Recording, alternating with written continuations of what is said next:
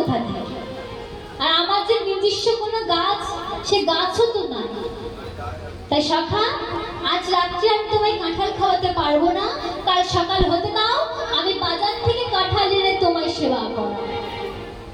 এবার প্রভু তো আমার বড় ছলনাময়ী, প্রভু ছলনা করে বলছে, না মাগো, আমি কাল সকালে কাঁঠাল খাবো না, আমার আজ এই গভীর রজনীতে এখনই কাঁঠাল চাই।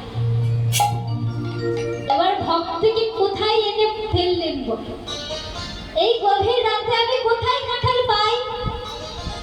তখন প্রভু বলছে, কেন, ওই যে জমিদারের বাগান আছে, ওই জমিদারের বাগানে বাবা অনেক কাঁঠাল গাছ, চল না সখা, ওই কাঁঠাল গাছ থেকে একটা কাঁঠাল পেড়ে আনো। তখন মাধব বলছে, না না, ওই যে জমিদারের বাগান, আর তুই খুব ছলনাময়ী আছিস, তুই যদি আমাকে ওখানে একা ছেড়ে পালিয়ে আসিস তখন আমার কি হবে বল? জগন্নাথ দেব বলছে, না না, আমি তোকে একা কেন ফেলবো, চল, যখন জমিদার আসবে তোকে নিয়ে সাথে করে আমি পালাবো, তুই আমার উপর বিশ্বাস না। এই বলে সখা মাধবকে নিয়ে জমিদারের বাগানে কাঁঠাল চুরি করতে গেল। এবার কাঁঠাল চুরি করছে কেমন করে? বাবা ওপরে কাঁঠালটি গাছে ঝুলছে, আর আমার জগন্নাথ দেব দাঁড়িয়ে আছে নিচে। জগন্নাথ দেবের ওপরে কাঁধের ওপরে দাঁড়িয়েছে মাধব। বাবা কেমন ভক্ত, আজ ভগবানের কাঁধে দাঁড়িয়ে আছে ভক্ত। জগন্নাথ দেব নিচে দাঁড়িয়ে আছে, আর প্রভুর কাঁধে মাধব দাঁড়িয়ে কাঁঠাল পাড়ছে। বাবা বড় কাঁঠাল তো একটা হাতে চাটাতে পারছে না, যেই নয় কাঁঠালটা ডাল থেকে ভেঙেছে, হাত ফসকে কাঁঠালটা নিচে, যেই না নিচে পড়েছে কাঁঠালটা, আওয়াজ হয়েছে একটা। তখন জমিদার বলছে, কি এত গভীর রাতে আমার বাগানে কিছু একটা পড়ার আওয়াজ হলো না, নিশ্চয়ই কেউ বাগানে ঢুকেছে, যাই দেখি তো একবার।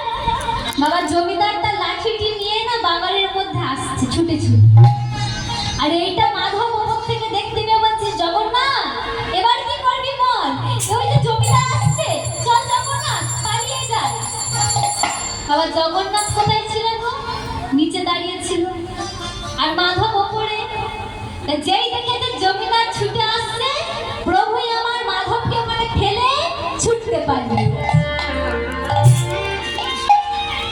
আর বাবা যখনই নিচে থেকে জগন্নাথ দেব চলে গেল, বাবা আমাদের এই যে মাটির ওপর দাঁড়িয়ে আছে, এই মাটি সরে গেলে আমার কি হবে, পড়ে যাবো না নিচে? যখন এই জগন্নাথ দেব ছুটে পালিয়েছে, মাধব কি করেছে, তাড়াতাড়ি করে কাঁঠালের ডালটি ধরে ছুটে নিচে পড়লে যে জমিদার দেখে নেবে, তাই কাঁঠালের ডালটি ধরে ঝুলে আছে। এবার জমিদার এসে লাঠিটি নিয়ে চারিদিক খুঁজছে, কে কে কে। বাবা খুঁজতে খুঁজতে যেই না ওপর দিকে তাকিয়েছে, দেখছে মাধব ডালটিতে ঝুলে আছে। মাধবের কাছে গিয়ে বলছে, মাধব ছি ছি ছি ছি, তোর এত বাজে অভ্যাস, আমি তোকে কত ভালোবাসতাম, কত বিশ্বাস করতাম, কত শ্রদ্ধা করতাম, আজ তুই আমার মন থেকে সব ভালোবাসা তুই তাড়িয়ে দিলি। এক্ষুনি লাভ বলছি, কাছ থেকে এক্ষুনি লাভ। বাবা মাধব কাছ থেকে লেগেছে, লেবে বলছে, জমিদার বাবা, ওগো জানো তো, আমি তোমার বাগানে কাঁঠাল চুরি করতে চাইনি, ওই যে জগন্নাথ বললো যে তোমার বাগানের কাঁঠাল সে খাবে, তাই তো আমি এসেছি। ফের মিথ্যা কথা, জগন্নাথ কাঁঠাল খাবে সে আমাকে বলতে পারলো না, তোকে বললো।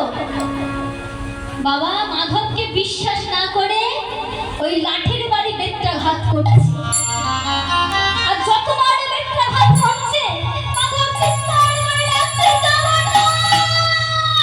জয় জগন্নাথ জয় জগন্নাথ জয় জগন্নাথ জয় হে, জয় জগন্নাথ জয় জগন্নাথ জয় জগন্নাথ জয় হে, জয় জগন্নাথ জয় জগন্নাথ জয় জগন্নাথ জয় হে, জয় জগন্নাথ জয় জগন্নাথ জয় জগন্নাথ জয় হে,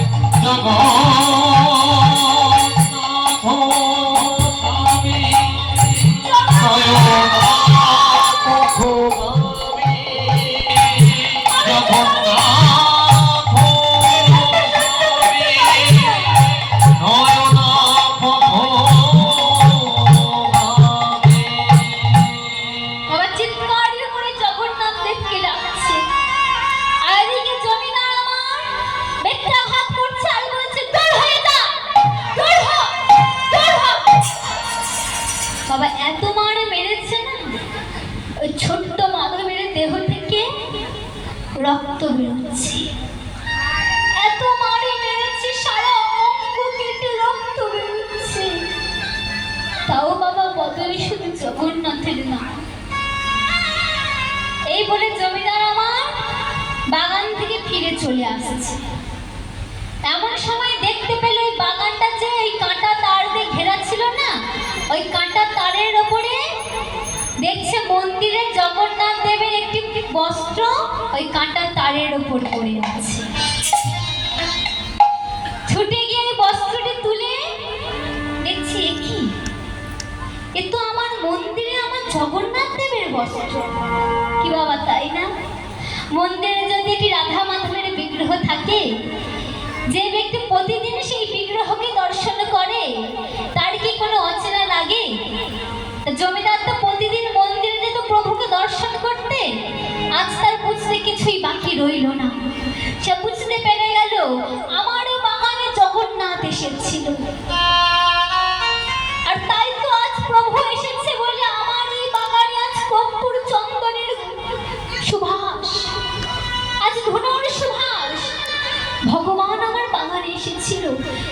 এ কি, আমি যে ওই মাধবের উপর কত অত্যাচার করলাম, তাকে বিশ্বাস না করে তাকে তলোয়ার করে দাঁড়িয়ে দিলাম। বস্ত্র নিয়ে ছুটতে গিয়ে মাধবের চরণে আছাড় খেয়ে পড়ে বলছে, মাধব!